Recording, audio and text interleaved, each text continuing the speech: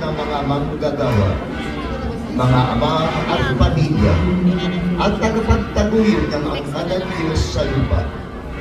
Sa kanyang tahimik at matapat ang paglilingkod kay Maria at kay Jesus, ipinakita niya kung ano ang tunay na kahulugan, pagkalinga, pagtitiwala at pag-asa. Nais nating kilalanin ang kanyang pagiging haligi ng Sagrada Familia. Daughters of Our Lady of Solitude, lay minister of the Word and lay minister.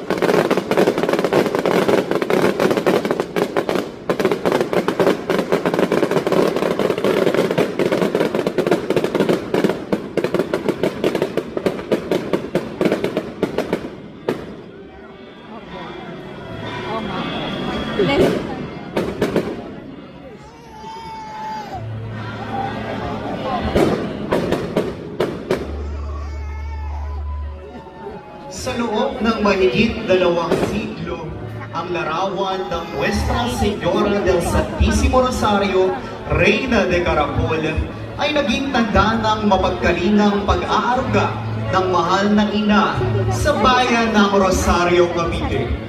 Nagsimula ang